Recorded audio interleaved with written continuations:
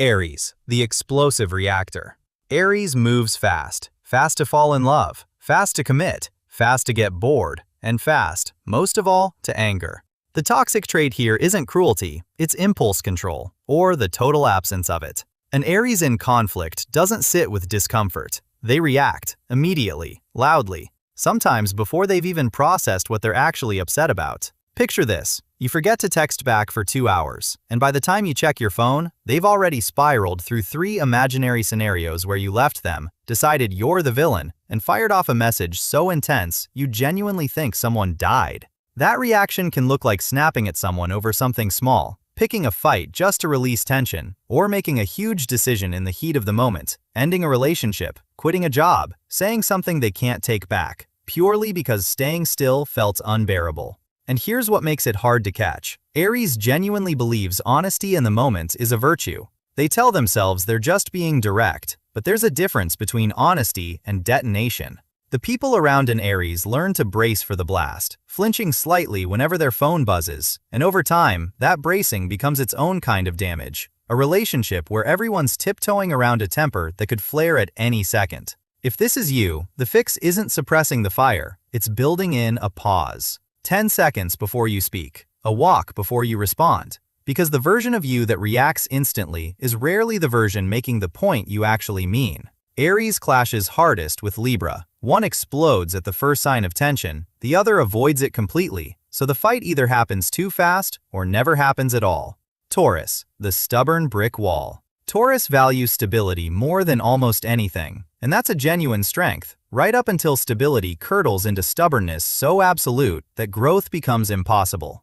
A toxic Taurus doesn't fight loudly, they just refuse. Refuse to compromise, refuse to see another perspective, refuse to change a routine, an opinion, or a plan, even when every piece of evidence says they should. You could hand them a peer-reviewed study, 3 witnesses, and a signed confession, and they'll still say, "I just don't see it that way." Ask them to be flexible, and you'll hit a wall built from years of, "This is just how I am." In relationships, this shows up as quiet, immovable resistance. Not yelling, just a dead stop. Arms crossed, jaw set, waiting for you to give up first. Which, statistically, you eventually will, because arguing with a wall is exhausting. The deeper issue is that Taurus equates change with instability, and instability with danger, so digging in feels like self-protection even when it's actually self-sabotage. If this is you, the growth isn't about abandoning what you value, it's learning that flexibility isn't the same as losing your footing. You can bend without breaking. Taurus clashes hardest with Aquarius. Both are fixed signs who refuse to budge, so instead of one wall meeting another, you just get 2 walls, standing perfectly still, forever. Gemini, the emotional escape artist. Gemini's toxic trait lives in the gap between what they say and what they actually do. Charming, quick, endlessly interesting in conversation, and then, the moment things get emotionally heavy, gone. Not physically necessarily, but mentally checked out, deflecting with a joke, changing the subject, or simply becoming unreachable right when a real conversation is needed most.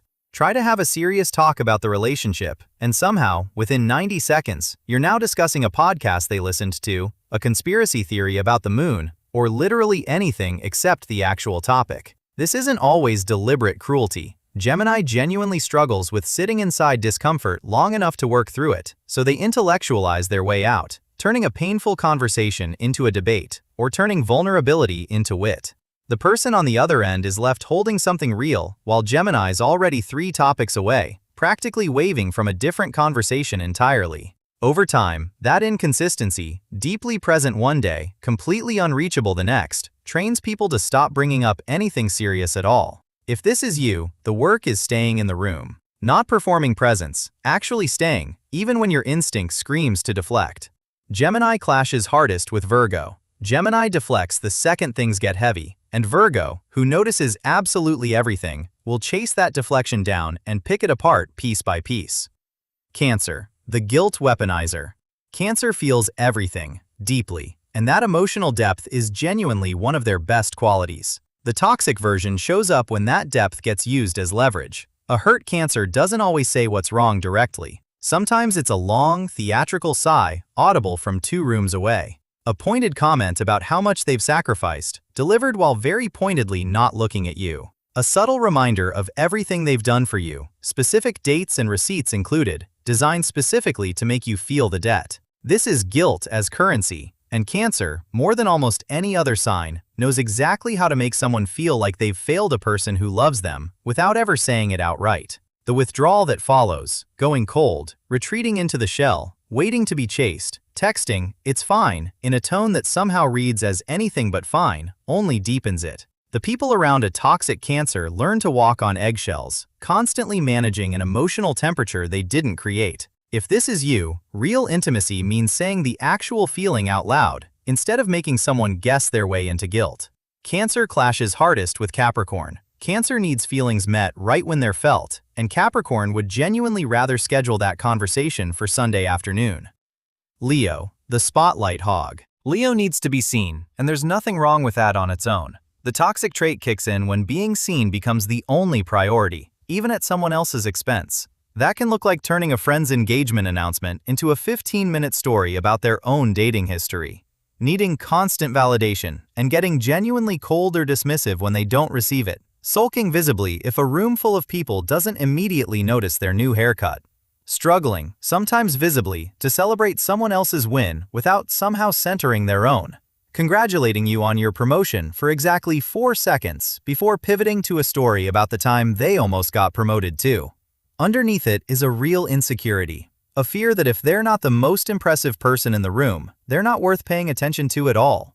But the people closest to a toxic Leo start to feel like supporting cast members in someone else's story, never quite getting their moment because the spotlight never actually rotates. If this is you, real confidence doesn't need constant confirmation. Practice being genuinely happy for someone else without needing to redirect the conversation back to you.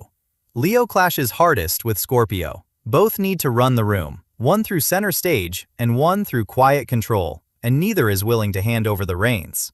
Virgo, the never-ending critic. Virgo notices everything, every flaw, every inefficiency, every way something could be slightly better. That attention to detail is a genuine gift, until it turns into a running commentary nobody asked for. A toxic Virgo critiques constantly. The way you loaded the dishwasher, apparently incorrectly. The way you phrased a text, which somehow had the wrong tone. The way you handled the situation they weren't even part of, complete with a detailed breakdown of what you should have done instead. And frames it all as helpfulness, as just trying to improve things. But constant correction doesn't feel like support. It feels like never quite being enough.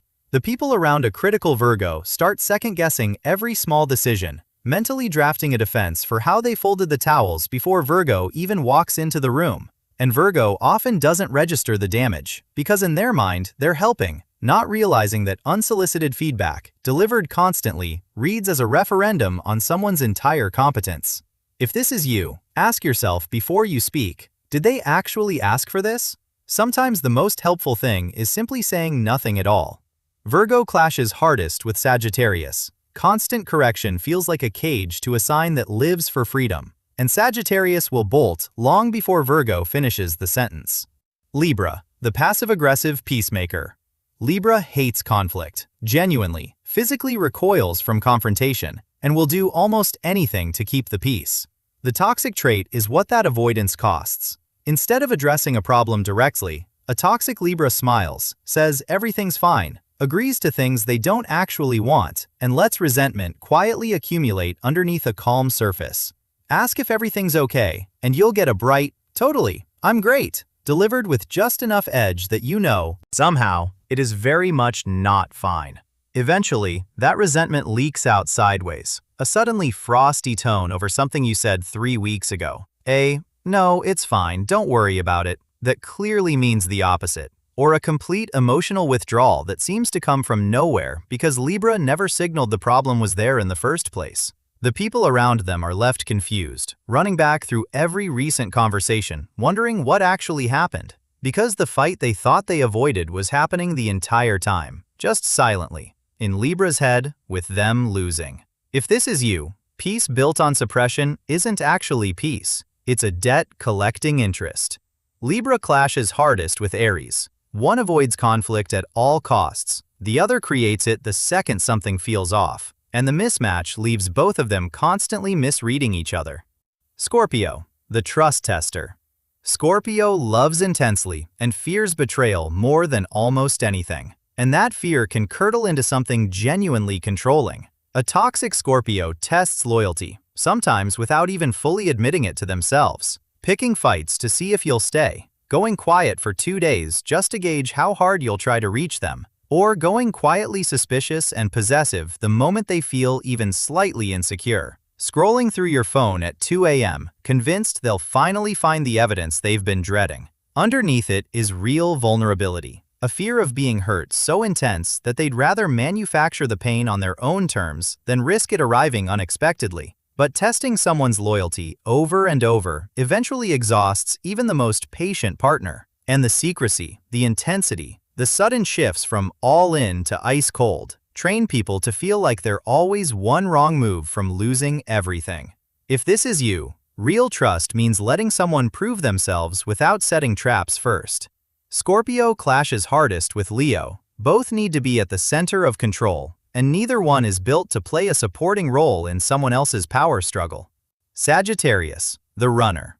Sagittarius craves freedom, and that's genuinely one of their best qualities, until commitment starts to feel like a cage, and running becomes the answer. A toxic Sagittarius doesn't always leave physically. Sometimes it's emotional distance the moment things get serious. Suddenly very interested in a spontaneous solo trip the week after you have the talk about the relationship. Blunt honesty deployed less as truth and more as a weapon to push someone away before they can get too close. Casually mentioning they're just not really the commitment type, right after you've started falling for them. Promises made in an exciting moment. Let's move in together. Let's do it. That quietly evaporate the second the excitement fades, replaced by a vague, I never set a timeline. The people who love a Sagittarius learn to brace for the exit, never quite sure if today's the day the freedom-seeking instinct wins out over the relationship itself. If this is you, freedom and commitment aren't actually opposites. You're allowed to want both.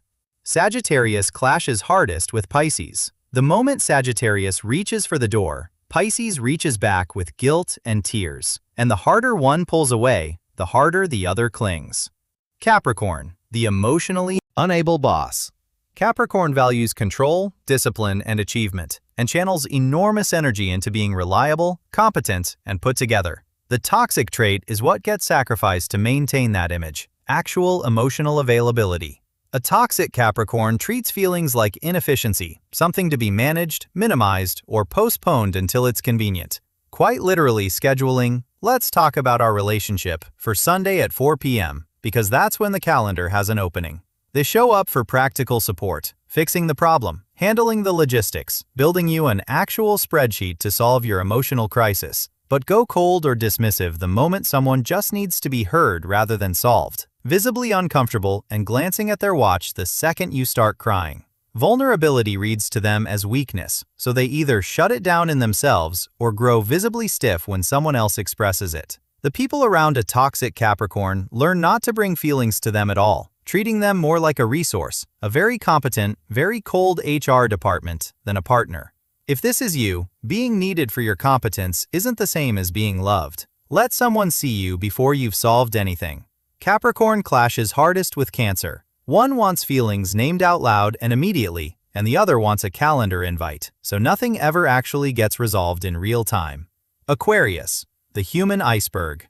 Aquarius prizes independence and intellectual connection, and the toxic version shows up as a kind of emotional detachment dressed up as being just logical. A toxic Aquarius intellectualizes feelings instead of experiencing them, responding to, "You hurt my feelings," with an actual PowerPoint-worthy breakdown of why your feelings were, statistically, an overreaction.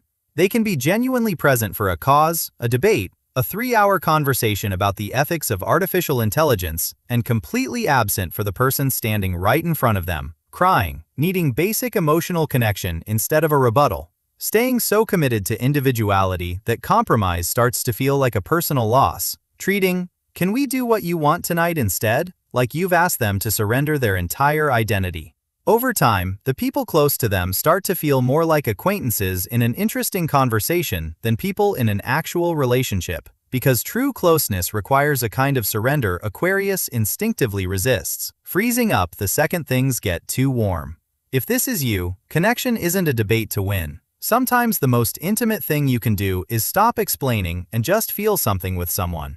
Aquarius clashes hardest with Taurus. One refuses to feel anything out loud, the other refuses to budge on anything at all, and the standoff between detachment and stubbornness can last for years.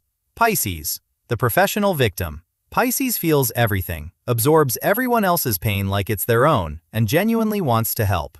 The toxic trait is what happens when that empathy has no boundaries at all. A toxic Pisces plays the victim reflexively, even in situations they clearly started, somehow ending an argument they picked in tears about how nobody understands how hard their life is. Blurs the line between reality and the story they've told themselves until nobody can quite follow what actually happened, retelling an argument a week later with an entirely new, more tragic plot.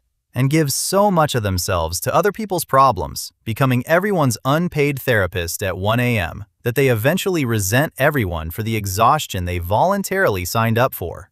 Guilt becomes a tool here too, not always deliberately, but effectively, because Pisces genuinely believes they're suffering more than anyone, which makes it very hard for the people around them to ever raise a concern without suddenly feeling like the villain of a story they didn't even know they were in. If this is you, boundaries aren't unkind. Drowning trying to save everyone else doesn't actually save anyone. Pisces clashes hardest with Sagittarius. The more Pisces clings and guilts, the faster Sagittarius runs, which only gives Pisces more proof that everyone eventually leaves.